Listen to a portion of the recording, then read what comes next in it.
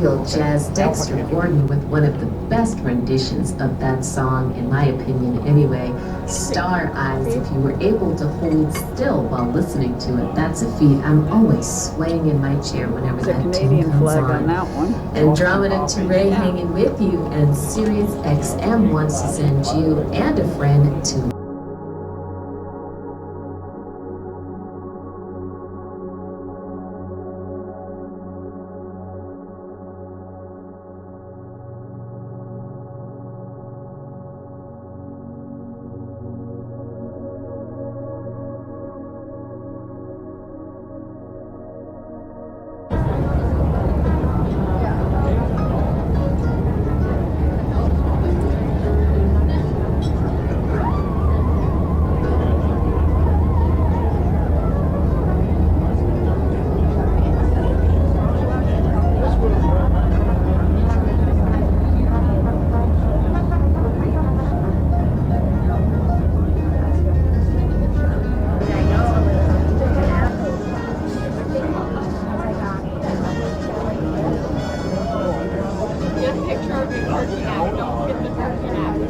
I've got pictures of his nose on the way. I've had to cut them out.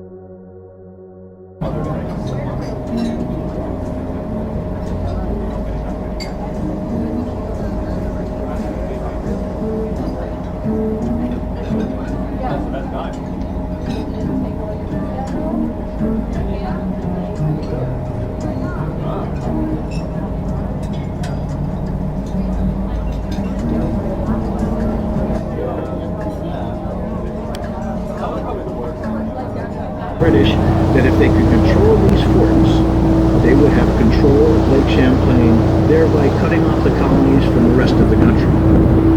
Fort Ticonderoga was originally built by the French and was known as Fort Carillon. It was then captured by the British and renamed Fort Ticonderoga. Ethan Allen and the Green Mountain Boys captured the fort from the British. Many of the guns and cannons that they removed from the fort were carried to Boston, where they were instrumental in breaking the British siege at Boston. This event is still celebrated by Bostonians today. It's on March 17th, and it's known as Evacuation Day. General Henry Knox was in command, and a very famous fort bears his name today, Fort Knox, where the U.S. supply of gold is stored. That fort is located in Kentucky.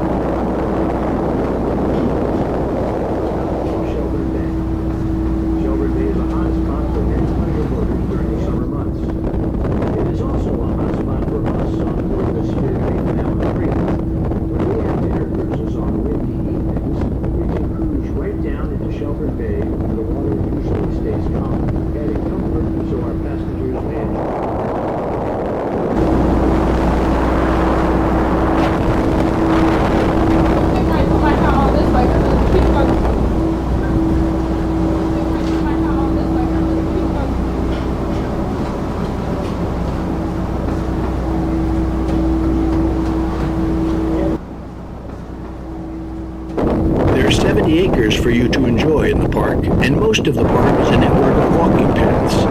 Most of these walking paths were established back in the 1800s. You can see that most of the acreage is covered with softwood trees. These softwood trees create a great deal of shade and provide a cool cover in Red Rocks Park for everyone to enjoy.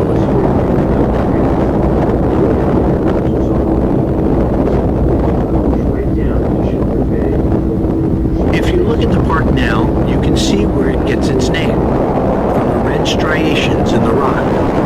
This rock is known as Moncton Quartzite. You might have noticed while coming into the city of Burlington that some of the government-owned buildings, banks, and post offices, and most of this red rock. Moncton Quartzite was quarried in Vermont for many years, back in the 1800s. If you look high above, you can see that most of the highest is covered. That highest outcropping of rock is 75 feet deal of shade and provide a cool cover in Red Rock. On many hot, sunny summer days, we are treated to some Acapulco wannabes. Cliff divers, that is.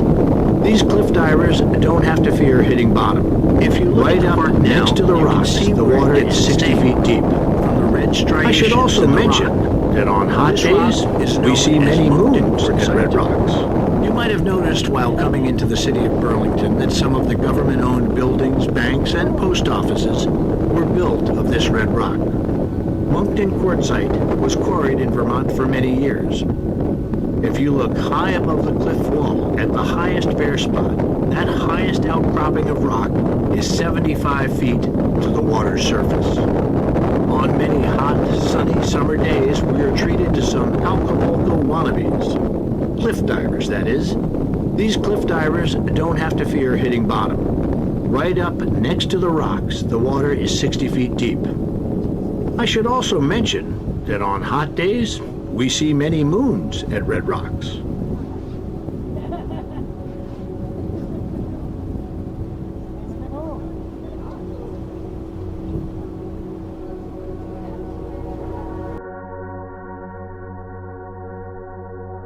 Operated shipyard in existence in the United States today. They built boats during the War of 1812. They even built sub-chasers that saw worldwide action during World War II. Twin side-wheelers, meaning they had a paddle wheel on each side and they were steam-powered. The Chateauguay was built in 1887 and carried passengers on this lake until the early 1940s. She was then dismantled, loaded onto rail cars, and shipped to Lake Winnipesaukee in New Hampshire. There she was reassembled, renamed the Mount Washington, and still operates on that lake today. The Ticonderoga was built here in 1906. She carried passengers on this lake until the early 1950s. She was then removed from service, motored south down Shelburne Bay, and pulled into a small cove at the far end of the bay. They built a dike around the tie, pumping out all of the water and lowering her onto a special-built rail system. It took 67 days to move the tie a short distance of 2 miles across fields and pastures to her present place of honor at the Shelburne Museum. If any of you like Yankee craftsmanship, I highly recommend the Shelburne Museum. They have many exhibits and you can still walk the decks of the beautiful Ticonderoga. She looks pretty spiffy as she's recently undergone a $2 million refurbishment in Lake Champlain. The fishing is quite excellent. There are 81 different species of fish, or possibly even 82 if you count champ.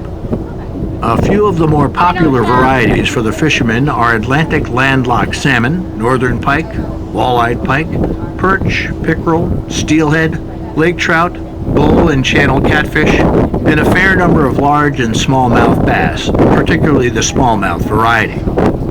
Another often asked question here on board the Spirit is, does the lake freeze over during the winter months? Indeed, it does. And when it does, it affords us a great many wintertime activities.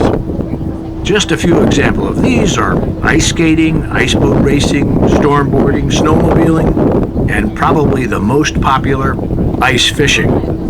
At times, it will look like small towns have grown up on the lake with all the ice fishing shanties and the cars and trucks parked on the ice. If any of you have seen the movie Grumpy Old Men, That's exactly what it looks like out here during the winter months.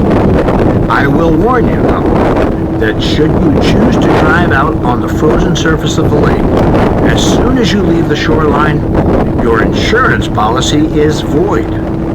Should your car go through the ice while you're out here, the state of Vermont, being the great state that it is, allows you just 24 hours to remove your vehicle from the bottom of the lake. If you cannot do so, they'll have it done for you.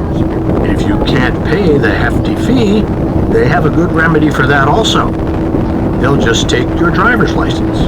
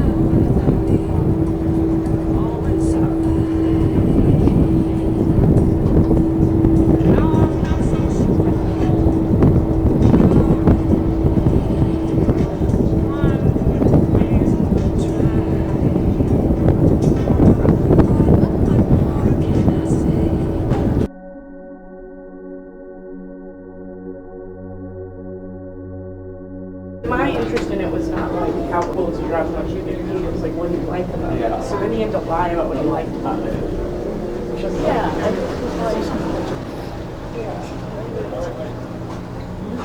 On my camera now? No, but you can use it.